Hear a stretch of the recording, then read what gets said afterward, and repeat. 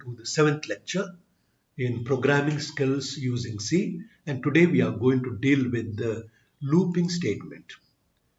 We are going to learn the use of looping statement, that is called iterative statement or repetitive statement, doing the same thing again and again for so many times. We will also learn the flowcharting symbol for looping statement, and we will also learn the increment operators and work out problems based on the looping statement. The question now is, suppose I want to print Ashok, say 5 times. How am I going to do that? Of course, easy way would be give that output statement 5 times. But suppose I have to print it for 100 times. Am I going to do that? So I need to have a better way to execute this command. That is print somebody's name, my name or your name 10 times or 20 times or 30 times. Or some other information to be printed repeatedly. Or some other information to be processed repeatedly for 50 times, 60 times, etc. How are we going to do? Before we get into that, let us again go back to the flowchart symbols which we have learned.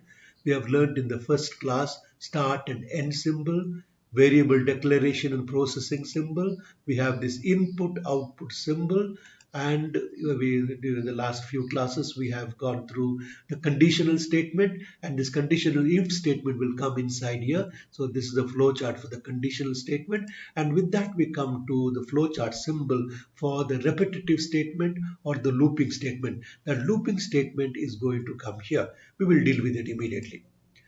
Now we come going back to the same problem, Ashok to be printed 5 times. So I can say in English, do this. This means whatever is coming here within the loop 5 times. Automatically, I understand, I also understand. That means it will come print Ashok 5 times. I can say it in a better way, saying that as long as this relational expression is true, within brackets of relational expression, as we have had it in if condition. So the if condition was only for one instance. Here we have to do it for more instances. Therefore, I am using as long as relational expression is true, print Ashok. Again, we use that. For example, I is 1 is assigned to I. Then I ask, is the value of I less than equal to 5? Yes, it prints Ashok. Then I becomes 2, etc. 3, 4. It will go on printing. I becomes 5. It prints Ashok for 5th time, and I becomes 6. Therefore, this is not true. It will come out of the loop. The same thing now in our computer jargon in C or in our pseudocode. Instead of as long as, I am going to substitute with the word while. So while is my statement in our pseudocode, also in C. So again here, 1 is assigned to I is less than if equal to 5. I print Ashok. Now it has printed Ashok. Now I becomes 2. I becomes 2. So it comes here again, and 2 is less than equal to 5. It prints Ashok for the second time. Then I is incremented to 3. It prints it for the third time. I is incremented to 4. It prints for the fourth time. I is incremented the fifth time here, and then it goes here and it is prints for the fifth time. It has done that. Now I is incremented after fifth time. I is become to I is value of I is going to be 6. It will come here, and I6 is not. It is asking the question, is 6 less than equal to 5? No. So it will come out of the loop, and the word Ashok, the name Ashok has been printed, as you see, 1, 2, 3, 4, 5 times it has been printed. So therefore this is the syntax. While is the statement to do repetitive printing or any processing. So here again, let us see what is going to be the output of this. What is the output of this flowchart? Now suppose I is 1 is assigned to I. So I is less than equal to 5. Therefore, print I. The value of I is equal to 1. It is printing 1. Now I has become 2. It will come here and it will print 2. Then it will print 2. Then I becomes 3. it will come here and it will print 3 because value of I is 3, and I is incremented to 4. It will come here and print 4. Then now I is incremented to 5. It will come here. I is 5 is less than equal. Therefore, it is true still.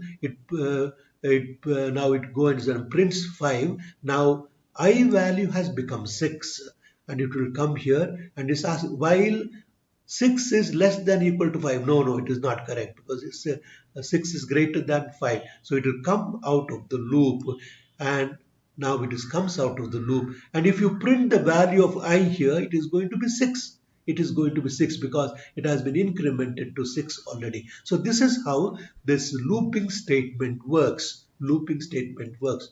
So let us find out now the result of this flowchart. So what did this flowchart do? I have assigned 0 to S, 1 to T, and 1 to I. As you see here, 0 to S, 1 to T, and 1 to I. So same thing, as long as I is less than equal to 5. Naturally, I value is 1. It is less than equal to 5. So S, assign S plus T. What is the value of S? Is equal to 0. What is the value? T is equal to 1. Therefore, it is going to add 1 to 0 and assign it to S. So 0 plus 1 is going to be. Now we come to the next statement. T is equal to T plus 1. Therefore, T has become 2. What is the value of I? I has also become 1 plus 1, 2. Therefore, I is equal to 2. I is less than equal to 5. 2 is less than equal to 5. Is going to come here. Now, already 0 plus 1 is there and T is equal to 2. Therefore, it is going to add 0 plus 1 plus 2. Then T value becomes 2 plus 1 becomes 3. I value becomes 2 plus 1, 3. I am come again. I is equal to 3. Again, ask this question. Yes, while 3 is less than equal to 5. True. Now it will come here. Now it will add 3 to the earlier sum. There was 0 plus 1 plus 2. I have added 3 and T is increment to 4. I is incremented to 4. So 4 is less than equal to 5. Again it will come and then it will add 4 to this sum. 0 plus 1 plus 2 plus 3 plus 4. 4 becomes 5. 4 becomes 5. I value is 5. 5 is less than equal to 5 is true. Therefore, it will come here. It will again add 1 to 5. Then we will add 5 to this. And then this becomes 6. And the value of I is equal to 6. Now the value of I is equal to 6. It will come here and ask this question. Is I 6 less than equal to 5? No. So it will come out of the loop. And it will see here. Print S. That is, this sum has to be printed. This is the sum here. That is 5 plus 9 plus 1, 10, 15 is the answer. It is going to print 15 here.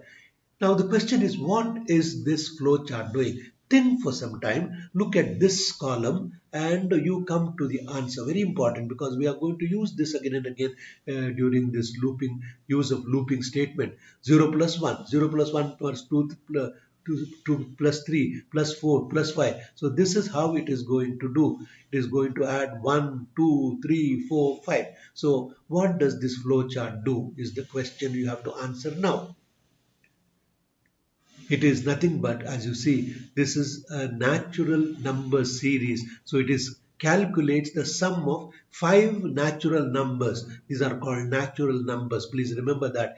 This is the way. In case you may be asked, write a program to find the sum of n natural numbers. Here I said 5. So we have to do for n natural number. N may be 10, n may be 100. And that is the next question we are going to ask in the next exercise. So we come to this our original chart of pseudocode and C. And we have gone through logical operators. In pseudocode it is and or. In C it is ampersand, 2 ampersand and 2 vertical lines. We come to increment operators. That means we want to increment, maybe by 1, maybe by 2. We have done only this time we are incrementing by 1. That is I is equal to I plus 1. Or decrement, increment, decrement operators. I is equal to I minus 1. Decrease by 1. So in C we represent it by I plus plus, I minus minus. So this is how we are going to use in our programs immediately. So looping statement, as I've given in pseudocode, while this relational expression is true, you do this statement. We come to the for loop later. At the moment, we will concentrate on while. There are two looping statements and there are more also, but we will be using mostly these two looping statements. So let us now pause the video for some time, write flowchart and C program to find the sum of n natural numbers. We have done for 5. So you have to do it for n natural numbers. That means you have to input the value of n and continue your flowchart and then write C program. Pause the video and do it. Yes, this is the complete flowchart. I declare variables. I input value for n. All the rest is same. Instead of 5, I have put n here and it will do and it will print the value, the sum of those n natural numbers. Now you pause for some time and then write complete C program for this problem. Here we are, sum of natural numbers. So find the sum of n natural numbers by whom on which day. And we have these variables from the flowchart same, but here we have declared what type of variable they are.